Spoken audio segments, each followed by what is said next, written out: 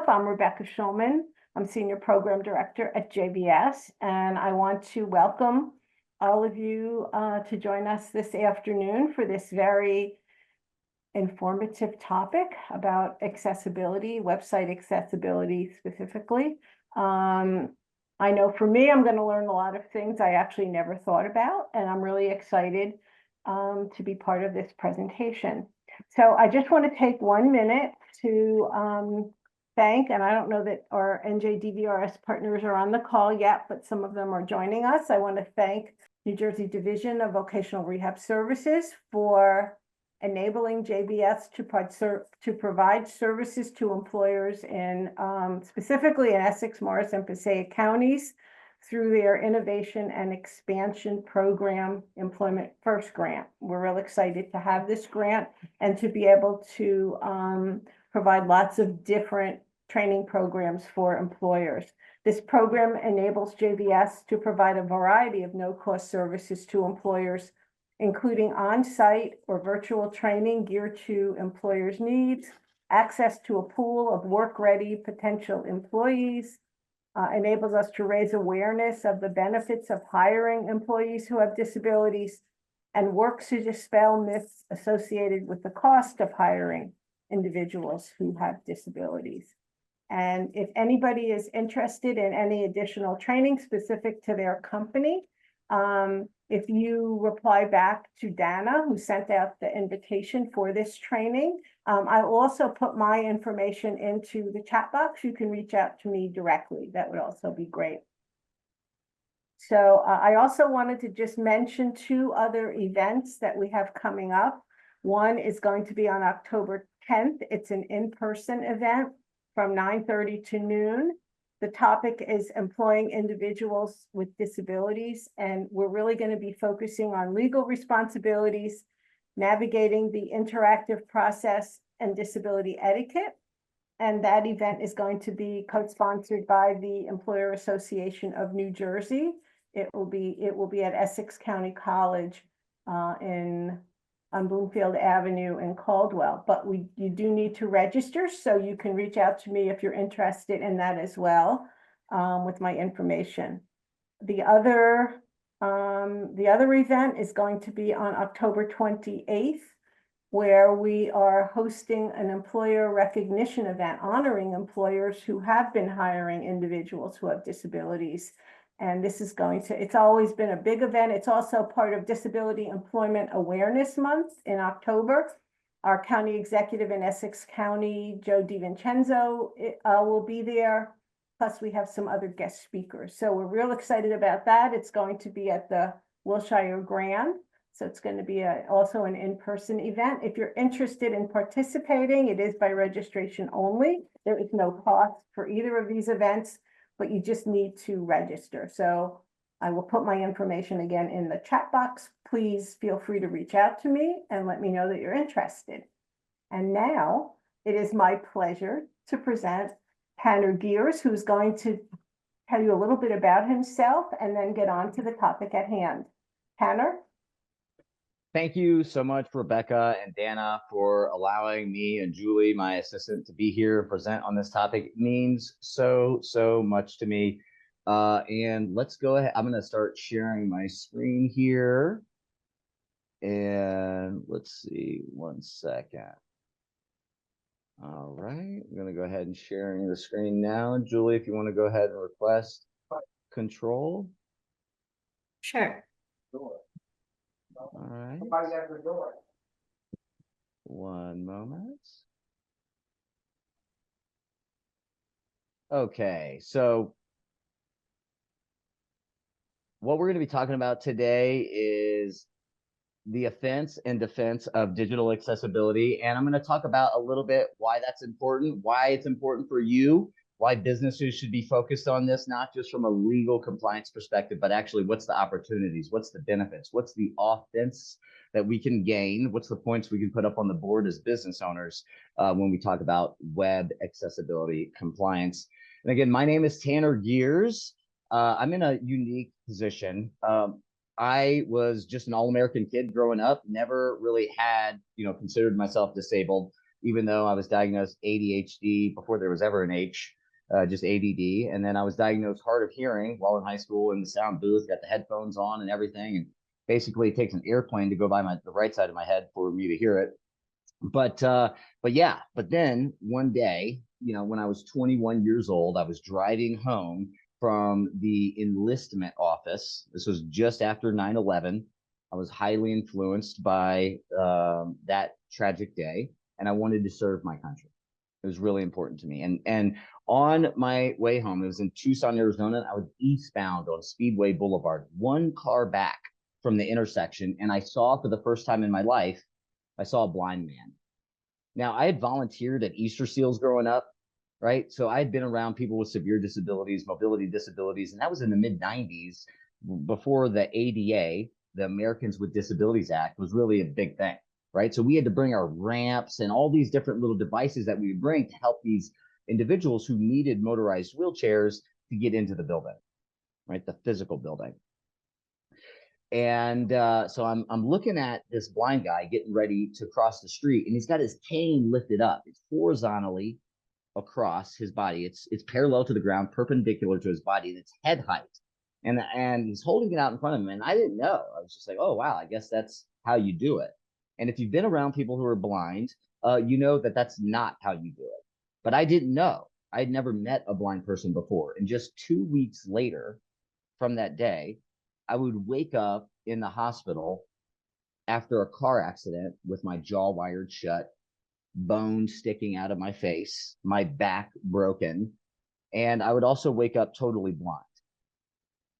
No light perception, no nothing. So I went from totally blind, after college, already working, leading a team, to now being totally blind and not really understanding what I'm going to do, how I'm going to do it, or what the next steps look like for me. And immediately, to my surprise, how would I have known, right?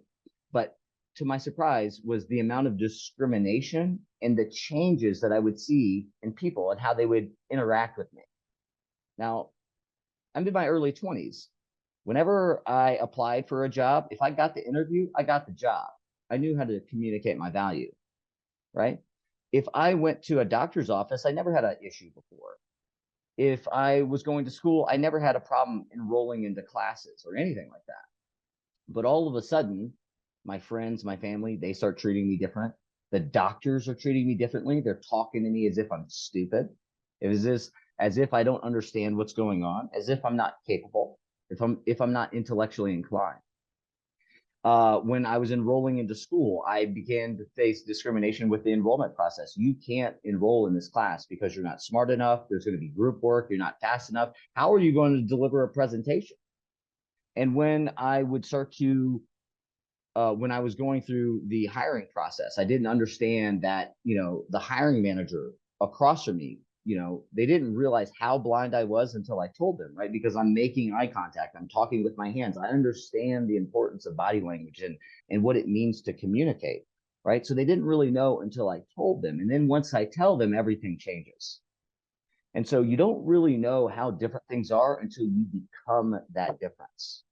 And so maybe we call it, the universe, maybe we call it meant to be, call it whatever you want, right? But here we are I'm finding myself as a person who never had a disability and never had a problem, to me facing unimaginable problems, unimaginable barriers. And I thought to myself, holy crap.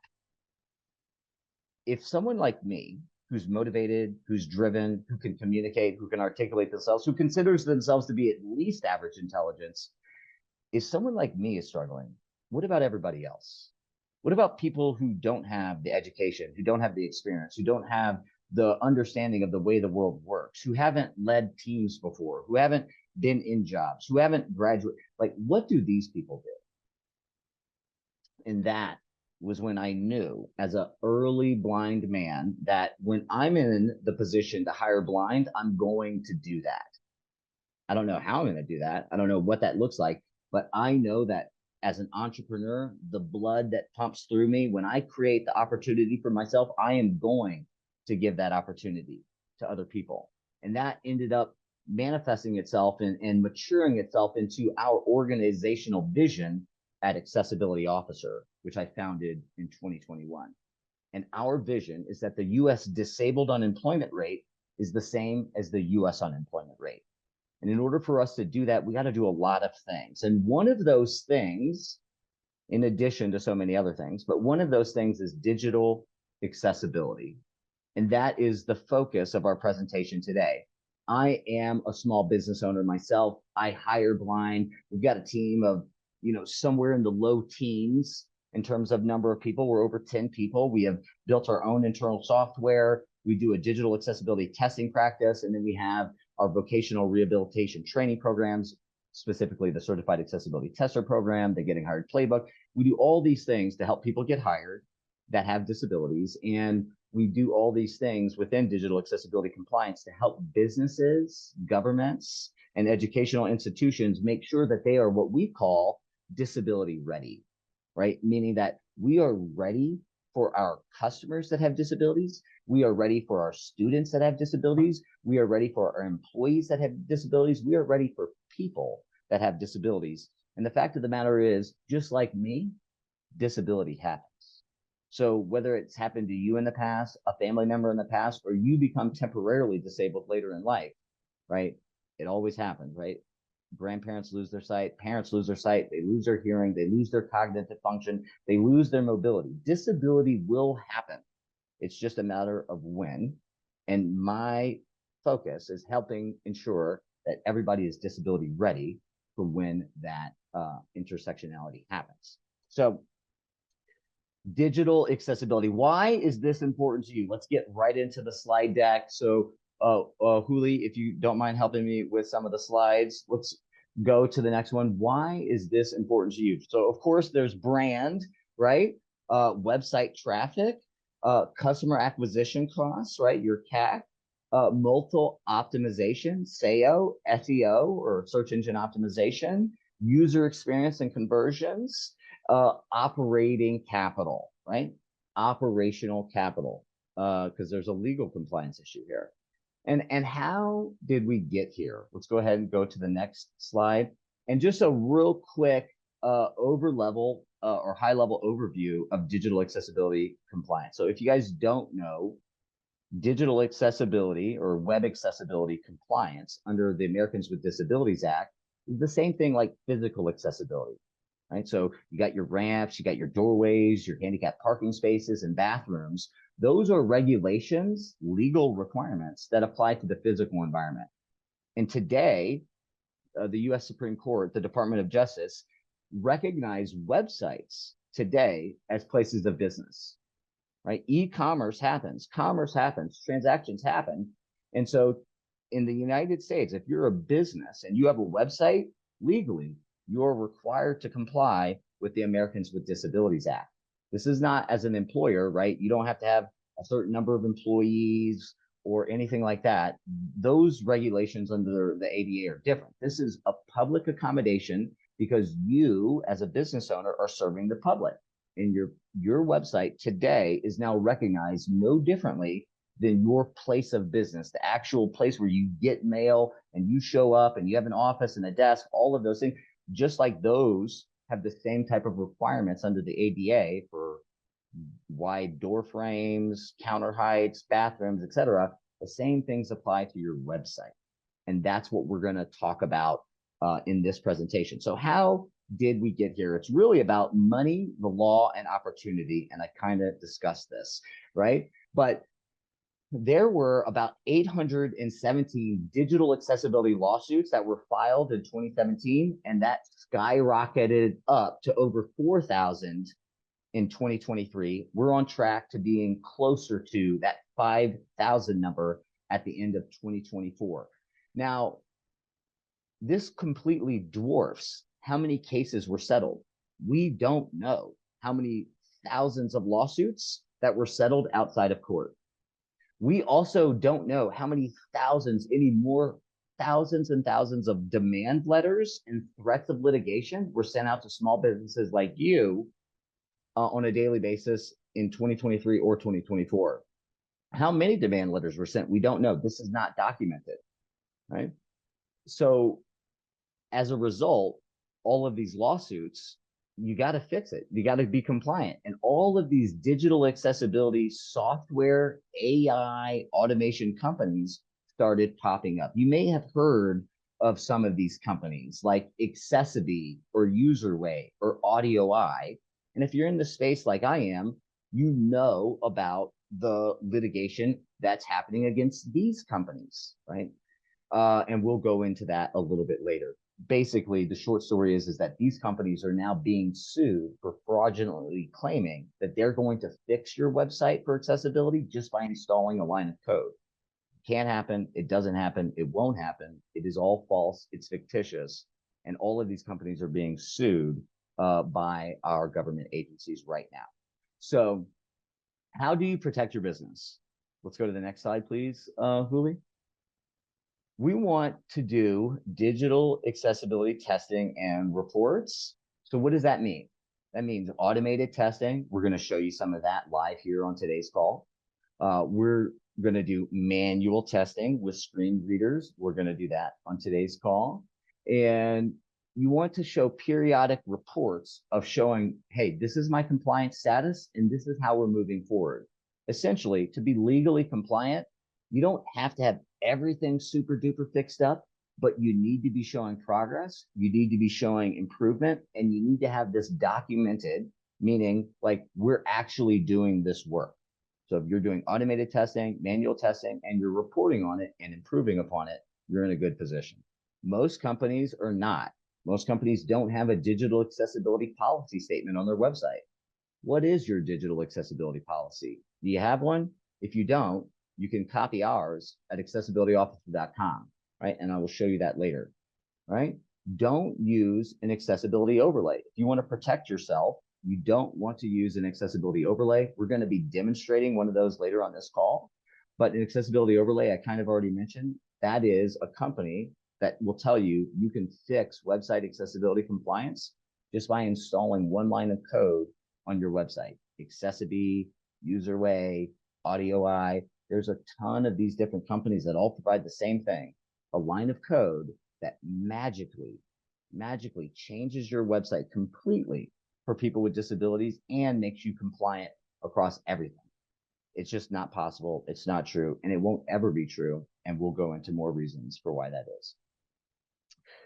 So the other thing that you can do, and something that we created just for you guys on this presentation, is the DIY Digital Accessibility Compliance Guide. So there will be a QR code later in this presentation that will get you the direct page where you can download this. It's a free resource that we created that literally teaches you how to do automated testing. It teaches you how to do manual testing, and it teaches you the specific success criteria that you want to focus on, the areas of your website that you want to focus on to make sure that you're protected. So in short, everything that we include on today's presentation is going to be free. Everything on today's presentation is going to help you protect your business. And everything that we provide for you today is going to provide you step-by-step instructions on exactly how to do this. Now, why are we doing this? Why are we providing it for free? And why do companies work with us? We provide this information for free, and we do this to make sure that companies are protected and they know how to improve digital accessibility compliance. All of this stuff is free anywhere. It's out there on the interwebs. We create it and boil it down to make it actually actionable for businesses today. And then the companies that work with us, they're too busy. They don't have enough team or bandwidth to do it. And really, they just want to make sure that it's taken care of. No different than when they have their website built, or if they're running paid advertisements, whatever they're doing to hire someone to help them in their business, we do the same thing for digital accessibility compliance. So if that's you, later on in this presentation, you can work with us to engage on helping you ensure your website accessibility compliance, but none of that is needed. You can do all of it, and all the resources we provide you today will equip you to do just that. So let's see. Let's go to the next slide. And Huli, can you confirm with me that that is the slide that what do lawyers do? That's correct. Thank you. All right. So this is what lawyers are doing right now. in how do we get to 4,000, 5,000 lawsuits? This is what lawyers do. There has been a boutique industry of ADA lawyers who literally go out and attack small businesses and threaten litigation for basically an extortion racket to try to get you to pay thousands of dollars so that you don't get sued. That's the whole game. That's the playbook, right? And this is how they go about putting some muscle right behind those threats. Right. This is what they do. One, they go to your website and they do an automated accessibility test of your homepage. Basically, they sniff around to see what's the level of compliance. Right. Again, automated tests do not completely cover you. This is just how lawyers quickly assess you as a business and how much money they can squeeze out of you. They use software. Two, they find a blind plaintiff. Once they've established that there's a problem through automated testing, they find someone who can sue you. Three, the plaintiff will sometimes, but not always, sometimes will manually test your website to validate the claim. Okay. Some plaintiffs, there are serial blind plaintiffs. Quick Google search will help you find these people. They are out there. But sometimes the plaintiff will actually manually test your website to validate that the claim is legitimate. Later on in this presentation, I'm going to show you exactly what that manual testing with a screen reader looks like. Four, the lawyer sends you a demand letter basically asking for money. Okay? That's all they do. And then what do you do as a business? How you respond will determine whether or not they sue you. It'll determine whether or not you pay them. It'll determine what happens next. Now, this gets back to your operating capital. A lot of small businesses today probably can't shoulder that well a $10,000, $20,000, $30,000 situation that you now have to pay for out of the blue. If you raise your hand, right? If a $10,000, $20,000, $30,000 operational cash flow hit, is that going to affect your business? Raise your hand if that's going to affect your business. Right? That's what these lawyers are doing. And this is what this presentation is going to help protect you from. All right. So let's go to the next slide. And how do we go on ADA defense? All right. So one is we want to pick a free or low cost accessibility automation tool. In the DIY digital accessibility compliance guide, what we're later on in this presentation, we're going to give you a QR code so you can go right to the link and download it, as well as all that is in that compliance guide. It shares with you like 3 or 4 free automated accessibility tools, and it teaches you how to run those. And I'm going to show you how to do that on this presentation.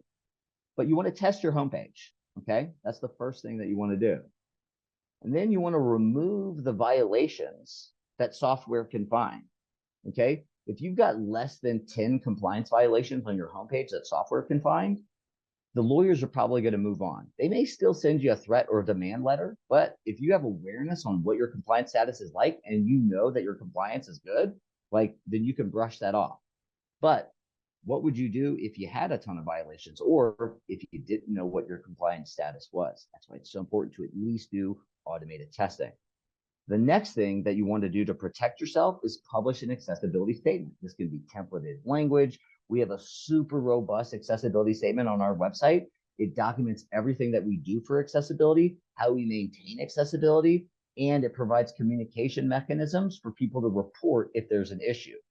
Those 3 things are critical. Number 5, again, it's so critical, I put it as its own bullet point. Provide a way for your customers to provide feedback. This is one of the things that the courts look at in litigation to determine what's your disability readiness, how accessibility compliant you are. Most businesses are not compliant. The courts know this, but how you approach it, what's your policies, what's your process, and how you actively taking control over the situation is all coming into judgment or consideration in these lawsuits. All right. So make sure that you've got a policy posted on your website. You want to make sure that that's linked in the footer navigation of your website. 6, go further with a DIY digital accessibility compliance guide. So you do these 5 things, you're going to be in a good space, right?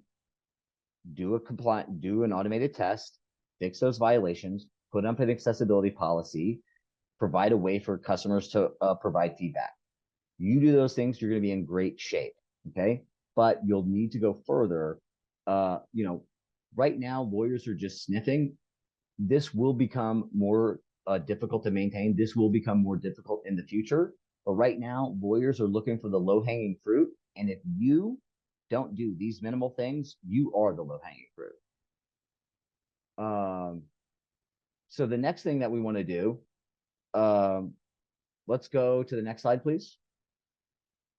And let's go on ABA offense, right? How do we actually, if we're going to do this, we're going to put in effort, like maybe we should get something positive from it, right? It's not all about defense. And you can absolutely capture that. There's a lot of marketing field or road to gain just by doing accessibility compliance. This will go further. It goes a little bit further than the DIY digital accessibility playbook or a compliance guide, but this will definitely help you get started in this direction. Highly, highly, highly recommended. So you want to combine your marketing with website accessibility. A lot of people don't know this, but your search engine optimization, your technical SEO, if you follow compliance standards, your website will be technically search engine optimized. Another big thing, if you guys are into the marketing space, is mobile optimization. You're driving customers from social to your website. That's happening on mobile devices. So making sure that your website's mobile optimized is going to have a positive return on investment. You're going to convert more visitors into customers. Guess what also covers mobile optimization? Digital accessibility compliance. Because many people today with disabilities only engage on mobile devices. People who are quadriplegics, people who have limb differences or paralysis are primarily using Android tablets and mobile devices to engage with digital environments because of the accessibility features in those tablets and mobile devices. It is a game changer for people with disabilities. So if you're running ads or you're doing a content strategy that drives traffic to your website, there's going to be people with paralysis, there's going to be people with limb differences, there's going to be people with cognitive impairments, developmental disabilities, and definitely those who are blind visiting your website. You can't exclude people with disabilities, right? You can only prepare for them.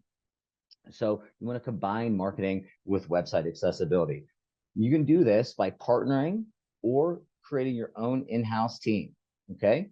2 is you want to focus your business on creative, the ads, and driving traffic. That's what you're trying to do. You're trying to drive your business. You're trying to get people to buy. You should focus on that, okay? 3, maintain minimal compliance and do weekly accessibility scans to make sure that you're protected.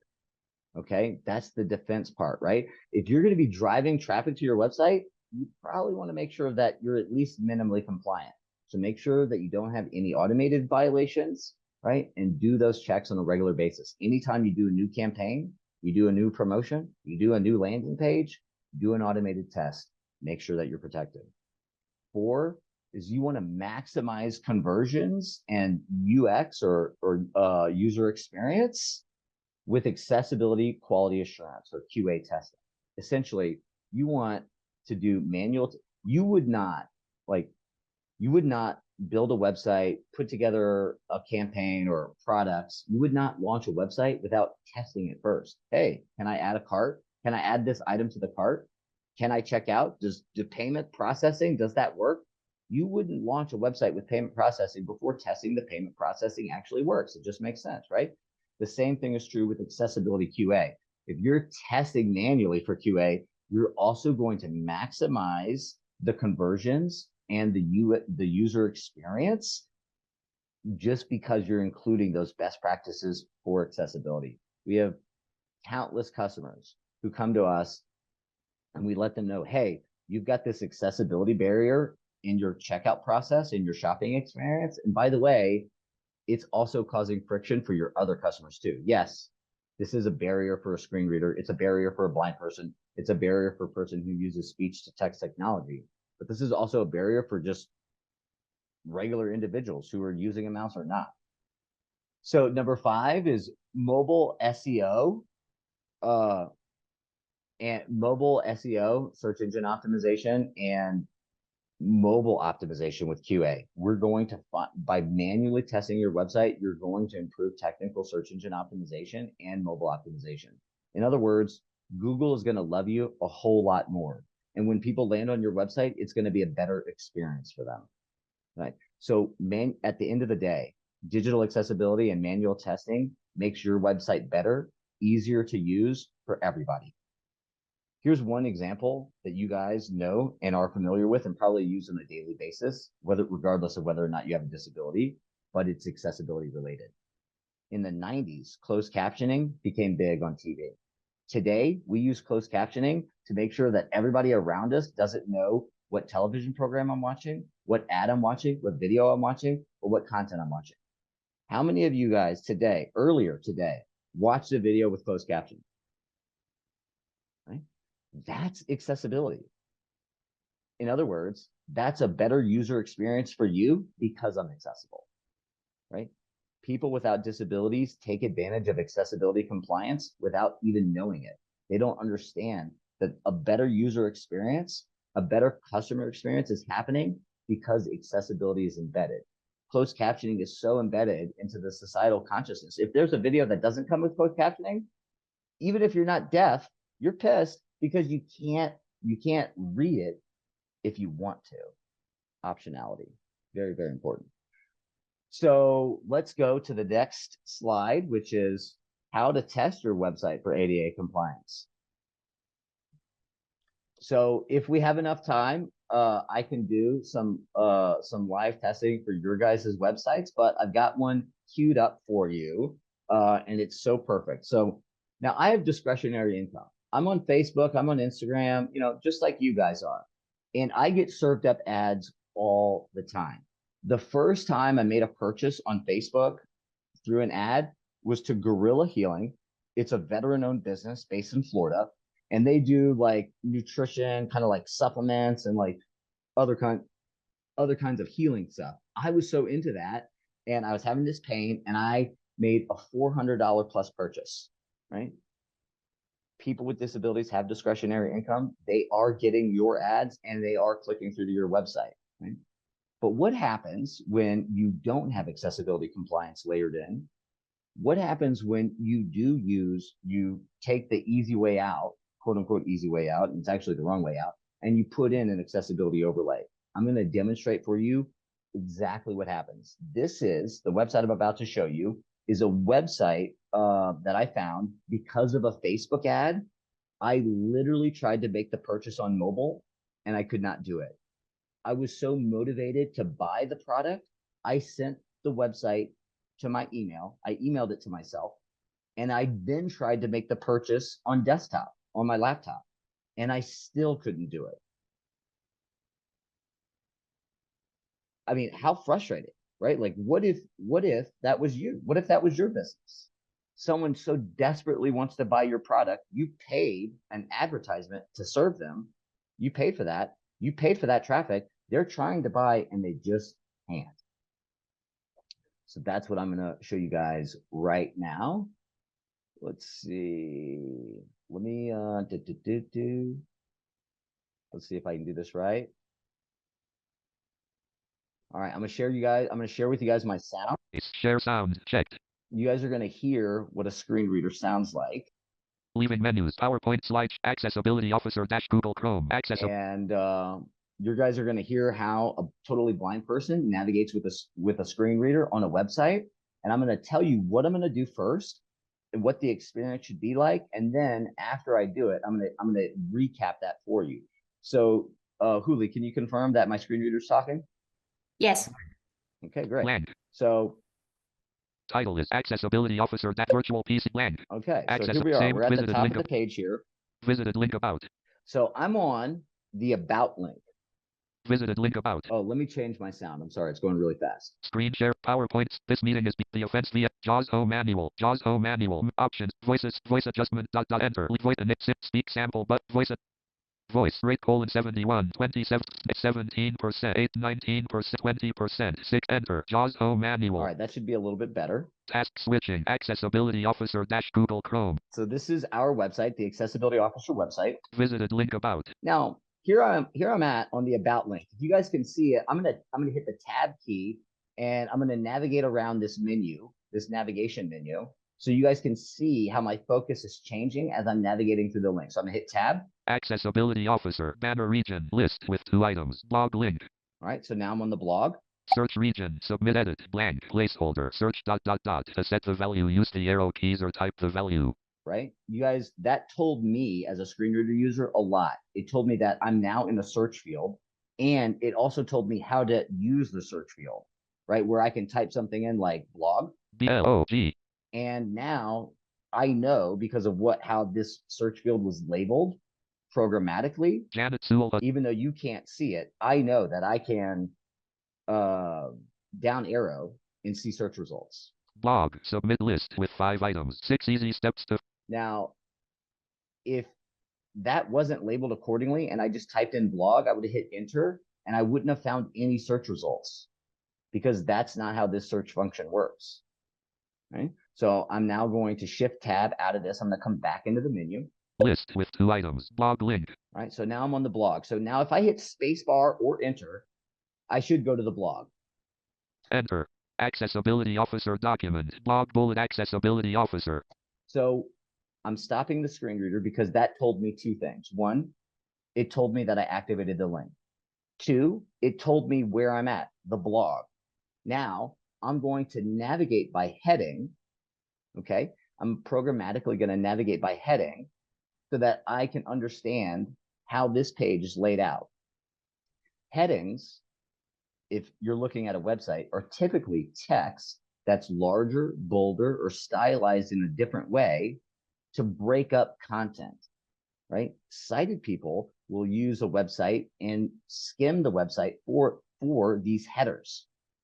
Blind people and people with disabilities use assistive technology in the same way.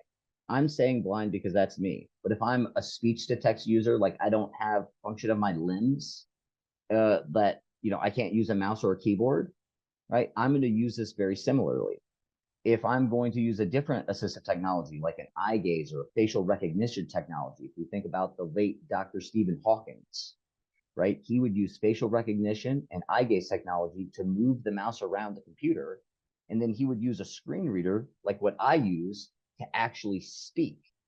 So that voice that you hear, that's very similar to this one. Title is blog bullet Accessibility Officer dash.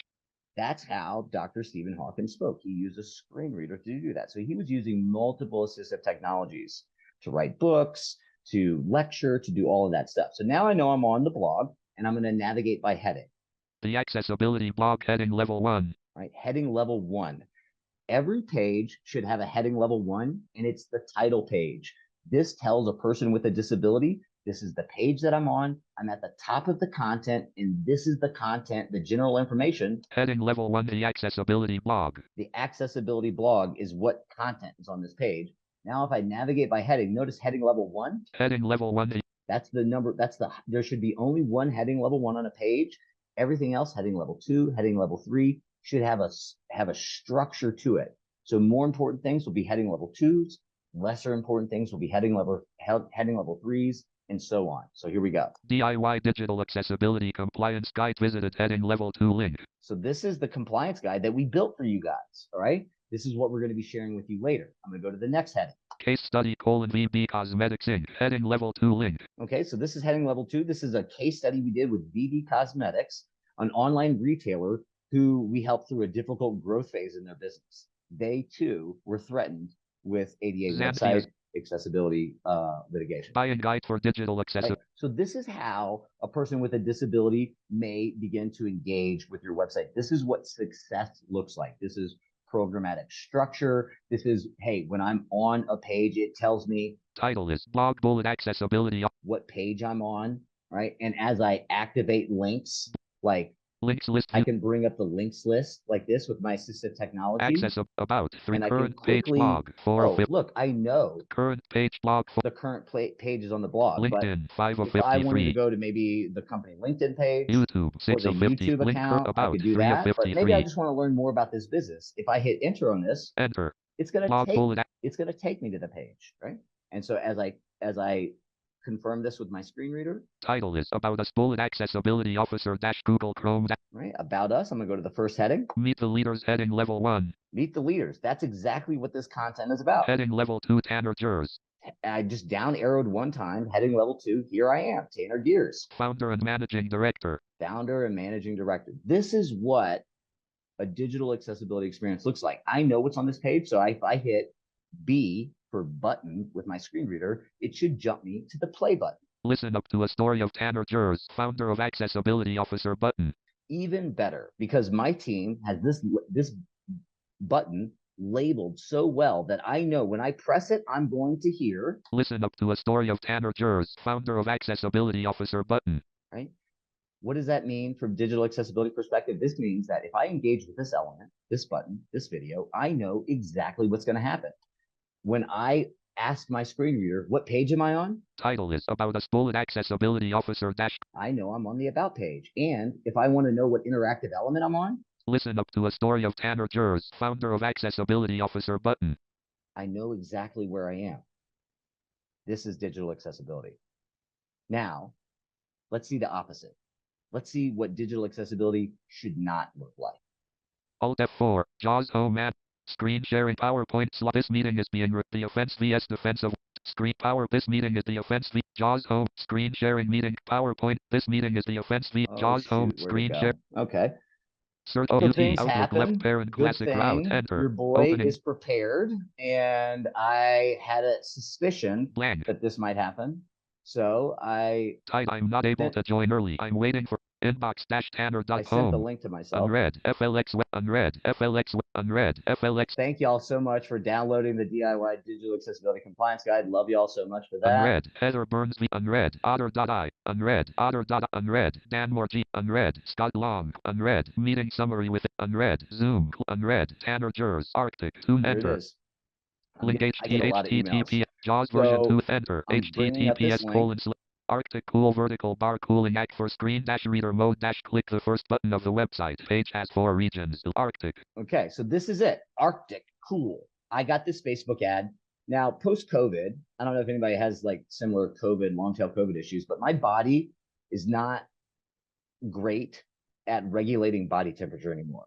And it's super frustrating for me because I love to play sports. I don't really care to watch sports. I'm not a big sports fan, but I am super active in sports. I play goalball, I play baseball, I run track and field. I do a lot of different sports activities. I absolutely love it. And so now I'm having a problem regulating my core body temperature. So when I get this ad for, hey, here's some clothing that helps you stay cool, I'm all in and I'm trying to buy. So here is this website. I'm going to read from up at the top. Arctic cool vertical bar cooling activewear and shirts for men and women. Janet Sewell has joined. So that's awesome, right? And I'm going to start to down arrow. Listen to this. Use website in a screen dash reader mode toggle button not pressed. Use website. Use website in a screen dash reader mode. In a screen reader mode, not pressed. This, ladies and gentlemen, is an accessibility overlay. This is what you should not do. If you've done this and you've been convinced by their marketing or sales tactics, I understand. I appreciate it. I've been a person without a disability and I didn't know the implications.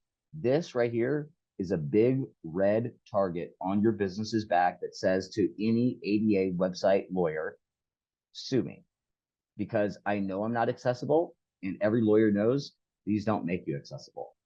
There are innumerous numbers of settlements where that have been publicly published that say these don't work.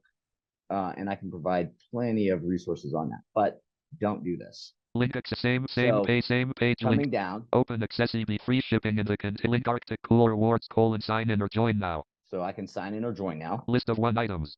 Link. Log in. Log in. Okay. List end. The list is over. So it's a list of 1 item. Button. What is this button? Button. What does that do? Close your eyes and listen to this, and then tell me what you think this function does. Button. Does that give any blind person a clue about what to do? Button. Think about the video that I was on and the button that told you exactly what was going to happen when you hit that button. Is that happening here? Button. No. That's right. It's not. Link. So that Button. right there is an accessibility violation. Here's another one. Link. Link. Link to what? Link. 0. 0. Because I know a lot about e-commerce websites, I know that that link is to the shopping cart. And that's telling me Link 0. there's 0 items in my shopping cart. But did that say shopping cart? No. Would a lay person know that? List of 3 items. Visited link man. All right, so here we go, min. Now, I'm on the min link. Huli, can you confirm that the focus of my screen reader is on the min link? So a few minutes ago, we could see your focus, but right now we cannot see it. The cool vertical man. Now I can see it. Perfect. Okay. So you can see I'm on the min link. And no, I'm not on the min link. no. Okay, so y'all, this is an example of inaccessible websites because my screen reader is telling me Visited link man. I'm on the min link. So if I hit enter here, my screen reader is telling me Visited link man. I would go to the min link. But as Huli just confirmed, even though my screen reader is telling me Visited link man. if I hit enter, I'm not going to go anywhere. So let's try it. Enter. You guys heard me hit enter? Did anything change? Yes. Oh, Now, it did. yes, but the focus is not there. So, Okay. So the fact that something changed and I didn't get notified, that's a website. That's an accessibility violation. Let's see what page we're on. Now, mind you, I'm totally blind. I have no visual way to see what's going on. So what I'm going to do is use my screen reader to see what page I'm on. Title is Arctic Cool Vertical Bar Cooling Activewear and Shirts for Men and Women - Google Chrome - Tanner. Arctic Cool Vertical Bar Cooling Activewear and So to me, my screen reader still says I'm on the home page. And if I see where I'm at, Visited link man. it still says I'm on the min page. So I don't know. Let me try to figure out what's going on. So let me try to navigate by heading. Back in stock. Women's 3/4 sleeve shirt and new colors. Heading level 4. Okay, so the fact that that heading level 4 is the first heading on the page is doesn't really tell me anything except that they got this new product back in stock. Go to the next heading. Cooling activewear and accessories for men and women. Heading level 1. All right, that is an appropriate heading level 1. Bestsellers. Heading level 2 link. That is an appropriate heading level 2, right? Here's best sellers. Long sleeve shirts. Heading level 2. Okay, long sleeve shirts. Okay, great. So I don't want to lose sight of the fact that I was literally trying to find something on the men's page. Okay, I hit enter on the men and I'm not on the men's page. I can confirm that by looking. Let me apologize for that if you guys can hear that. Heading level 2 long. So, sorry, a little distracted. There is my ADD kicking in. Holy cow, I got a phone call and now I'm all distracted. Heading level 2 so, long sleeve shirts. long sleeve shirt. All right, men. So I'm gonna confirm that I'm not on the men page. I'm gonna go to the URL. Control L. Address and search bar edit. https://arcticool.com/ variation equals a and _ source equals clavio and That didn't say men. Okay. Huli, visually, does it look like I'm on the men's page? yes, right now it looks like, let me the scroll. cool vertical. Yes. Escape. Yeah. Okay. Heading level 2 long sleeve shirts. All right. So let me No, try wait to. a second. No, we are still in the homepage. I know we're still on the homepage. Yep. So right now, let's see. All right. I'm trying to access the men. All I'm trying to do, y'all, is access the men's link. That's all I'm trying to do so far. And this is how difficult it is. JAWS home. Skip. Arct. Login. 0 men. 8 of 134. Now I'm using my screen reader to navigate specifically to the men's link. Men 8 of 134. Can you guys see that here? Yes. All right. Now I'm going to hit enter and you'll hear me hit enter. Enter. Arctic Cool vertical bar cooling activewear and shirts for men and for screen dash reader mode dash click the for cooling. All right, now it seems like we're on a new page. I'm going to check what the page is. Title is cooling clothes vertical bar men's cool clothing vertical bar. Dang, finally, that's what it took for me to get to the men's link. Like, I couldn't just activate the link itself. The reason they couldn't do that is because of web accessibility compliance violations, y'all. Now, let's just run an automated scan. I'm doing manual testing, and I know a lot of you in the DIY Digital Accessibility Compliance Guide, it talks about how to use tab and shift tab, how to use your arrows up and down, how to use the space bar and enter to activate links. It teaches you all of that. I just wanted to show you live how frustrating it is for me as a person with a disability to use an inaccessible website. I'm literally trying to strategize and figure out ninja tactics to just buy something. Is that the type of customer experience you want? So, Cooling. let's do an automated digital accessibility scan. I'm going to do what's called dev tools, but you guys don't, let me think about this. How do I want to make this super easy for y'all? There's a couple different ways to run this. I'm going to hit F12. All right, I'm hitting F12 on my keyboard. F12 dev tools is Dr. Right. Dev tools tab. Now I've got a couple different extensions loaded up that I can access from here. More tabs button menu toggle elements element new style toggle select toggle of more tabs. I'm gonna hit this more. Enter context accessibility assessment 10 of 10. Accessibility assessment. This is the IBM Enter leaving menus cooling closed vertical bar men's cool clothing vertical bar Arctic cool dash scan alt plus S button. Now I'm gonna hit on the scan button. Enter main region.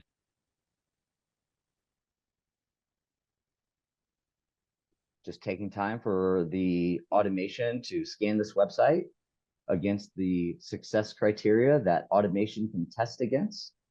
And just so you know, there's about 50 success criteria to be compliant. Automation cannot test all of them. However, it can find about 50% or so, give or take, in the main region violations. Scan alt plus S options button menu collapsed. So, violation graphic 49. 49 confirmed accessibility compliance violations. 49. Needs review graphic 4. We need 4 things that need recommendation review. Graphic 1. And just 1 recommendation. Now, as you guys were seeing, as I was manually testing, there's a lot of other issues going on with this website. And as we get further and further and further into the buying process, you will start to see some of those. Now, 49 violations, a website accessibility lawyer is going to see this and immediately send you a demand letter and saying, you've got all these problems. He's going to copy some of these problems here listed, and then he's going to put them in a letter and he's going to email it to you. And then that's what you get. You get an email from a lawyer that says, you're out of website compliance. We're going to sue you unless you settle outside of court. F12, cooling closed vertical bar. Coming out of this, virtual piece. What I want to show you guys specifically is, Huli, can you click on like that product that they're advertising, the women's 3/4 sleeve shirt, or any product rather? Cooling closed vertical bar men's cool clothing vertical bar Arctic cool dash. This feature is only available from within a Rev back in stock women's for screen dash. Back in stock men's cooling crew neck tee dash shirt heading level 1. Okay, so here we are with this crew shirt, this crew neck shirt. Our cooling crew neck tee that $26.24, $34.99. You save 25% left parent, $8.75 right parent. So they're saying it's discounted. Style, list of 2 items, link sale colors, link closeout colors, list end color polar blue, $26.24, $34.99, size select the size. Link size guide, S, M. All right, so here we are. We're going to try to select a size. Okay, so we got S. Small for S. That's an accessibility violation, even though we know that S means small. S. That doesn't, S what, right? There's no interactive element here. I know visually, because I've asked Huli in the past, I know that there's a checkbox here, but where do you hear checkbox in any of these sizes? I'm going to down arrow now. Listen for checkbox. M. L. Sold out graphic. XL. Sold out graphic. XXL. Sold out graphic. XXXL. XXXL. Add to cart button unavailable. Okay. Add to carton unavailable. This is important. Add to cart button unavailable. Meaning I can't add an item to a cart, probably because I haven't selected a size, but I'm going to try to select small. That seemed to be in stock. XXL sold out. L M S. Right? M L sold out graphic. Looks like large is sold out. L M. So I'm going to go to S. small. I'm going to hit enter on this. Now, mind you, a layperson would not know to hit enter on this because they're not told to hit enter on this. There's no interactive element defined, even though visually it's here. Enter. Men's short sleeve cooling T-shirt vertical bar Arctic Cool S. So the fact that I got that screen reader feedback tells me that something happened, but here I am back at S. I don't know if anything happened. Huli, did the checkbox for the small, was that added correctly? Yes, but you cannot add it to the cart yet. Wow. Huli, that's interesting because I've got small selected. It seems to be in stock. Link size $30 color We've colon got polar the blue. color. We've got the color identified. Color colon polar blue. Polar blue. So what else do I need to do? I've selected the size. I've selected the color. I've selected the product. Styling S M L sold XL sold XXS sold out XXXX add to cart button unavailable. Why is this add to cart button unavailable? Now, here's what happens when we turn off a screen reader. Julie, I'm going to turn off JAWS. You go ahead and make sure that the items are selected and then go ahead and add that item to cart, okay? Okay. All right, I'm turning off the screen reader now. You guys, pay attention at how quickly it takes Huli to do this. Unloading jaw. JAWS is unloaded. So I clicked the S size again, and now the add to cart button is available. Can you add the item to the cart, please? Yes. So I already did it. So what kind of friction is between your business and your customers that you may not know about? Digital accessibility compliance is one of those things. This is super important. There is the defensive side, right? You don't want to get sued. I don't want you to get sued. That's why we created the compliance guide for you guys to steal all of our stuff and implement it. But the more important thing is, like, why not enable our customers, all customers, not just people with disabilities, but why not enable all customers to have a smooth and seamless customer experience? That's the offense. That's the opportunity with website accessibility compliance.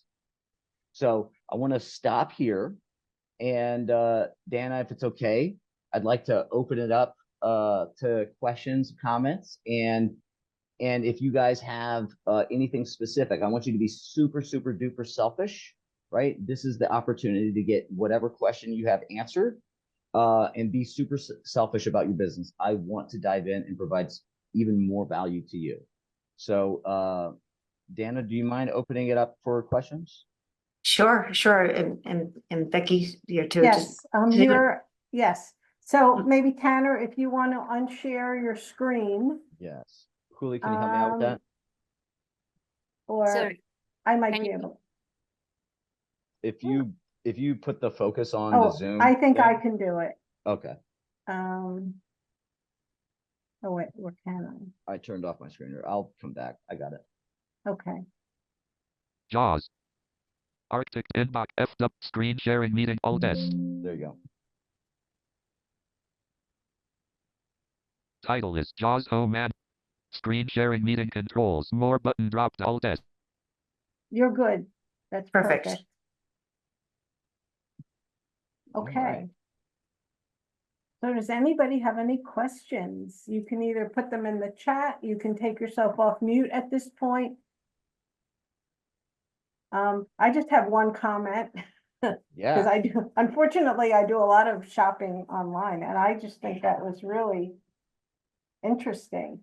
I never realized that individuals can have so much difficulty, because I know even when I'm shopping, sometimes if it doesn't work quite right the first time, it's very annoying and I'm gone. Yep. So, It's true. It's true. I mean, I I'd probably spent 15 to 20 minutes just trying to check out on this website on my mobile device before I was like, I give up, and, Rebecca, I think that your experience is probably more, in alignment with what real customers do, right? Disabled customers are going to give you the benefit of the doubt. They're going to try to be creative and come up with solutions, and they know it's going to be hard, right? But there's only so much patience that a person has, and some, they don't care. You're not accessible, they're gone. So I see Bob Small, you took yourself off mute. Did you want to say something? I do. Thank you. You're welcome. Yeah. So I'm a member of the Morristown Jewish Center, and am in the process of doing a major facelift on their website, which was beyond awful, and now it's only awful. And so I have been doing what I can. The website is rendered in WordPress, Okay. and so I've inherited themes and templates that have a lot of accessibility issues that are already baked in that I don't really have a way around. Because we're a not-for-profit organization, being sued isn't really the issue. But we would like to be as accessible as we can be. So I am in the process of taking care of the things that I can control, like having robust descriptions of what links do and buttons and that kind of stuff, and having alt text for all images, that kind of stuff. But you have any advice about dealing with WordPress themes that were written years ago before accessibility was top of mind? Yeah. So it shouldn't, if you do have control over the website, you should be able to change the theme. There may be implications when you make that change. Right. Specifically, like, hey, we set this content up based on this theme. Right. So because we switch themes, we switch the underlying thing. Right. The content that was built on top of that may change and may require some other accessibility updates, or even just some content updates or stylized updates, etc. But I would recommend switching to a template that has accessibility in mind, and there are free versions of that. Absolutely. Sure. Yeah. Thank you. Yeah, totally. One other question, if I may. What do you think about sticky headers as an accessibility issue? I think it really gets down to user preference. So, personally, sticky headers don't affect me because all that is doing is visually sliding the header down programmatically.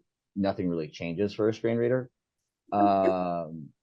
With regards to, at least in my experience, with regards to how, a speech to text or, a different assistive technology engages with that, I don't know. And also, in complete transparency, I'm not a certified expert. If that puts any color behind exactly how good our certified experts are, everybody on my team who tests websites, who actually does this as their job, they're certified. So they're Yoda, and I am, I'm not even Luke Skywalker. I'm like Luke Skywalker's cousin. So I would say that this is my user-based insights. From a technical compliance perspective. I don't know what the success criteria, what the standards, the compliance standards say about sticky headers. But from my personal experience, I don't see a problem with it at all. Okay. Well, thank you very much. And thanks for the webinar. It's very informative. Thank you, Bob. Appreciate your engagement. Thank you for joining us. Does anybody else have any questions or? Hello, hello. Yes, Angel, we have. Angel, yes, my name is Angel. I already graduated from the Joseph Cohn Training Center. My counselor invited me to participate with this webinar. I'm sorry for my accent because my first language is Spanish, but I can try it. Sure. Just two little questions. The first one is, how can I find this webinar share in the future if I can show this to other classmate, or maybe further customer that I can help with any digital accessibility. If you if you will share this webinar in any social media. And the second one is how can I keep in touch you? Perfect. So two questions. One is, where can you find the recording for this webinar if it's available so you can share it with others? And then two, how to stay in touch with me? Yes, it is. Okay, It so will. how to stay in touch with me, my email, Julie, do you mind dropping my email in the chat? And Yes. I'll dictate it for those who are audio only.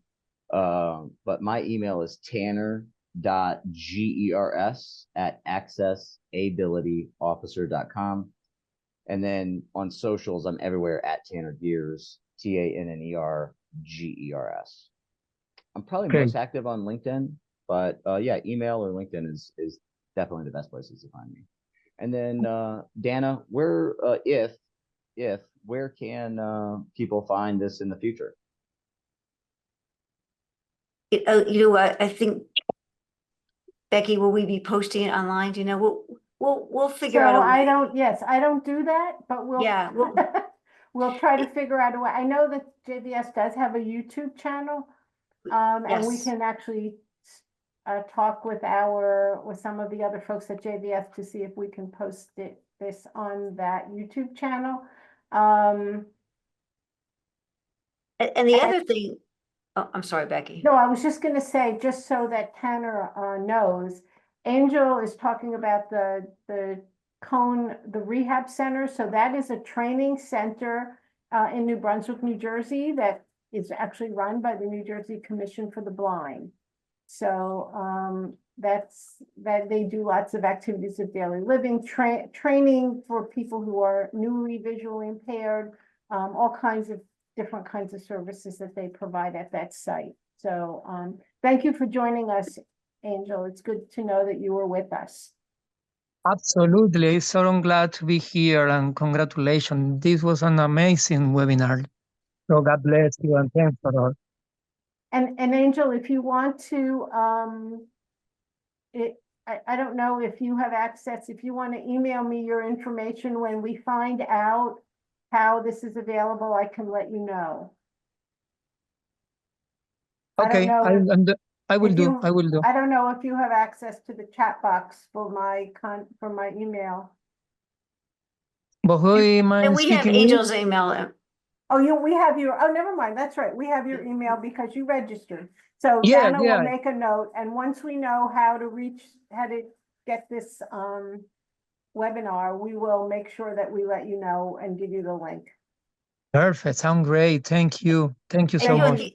The other thing I think that we didn't get to share with everybody is that Tanner put together a document for everybody who registered on all of the DIY stuff. So Tanner, you could tell a little bit about your sheet, but we'll make sure that everybody who was on this call gets his handout. Yeah. Let's see. Let's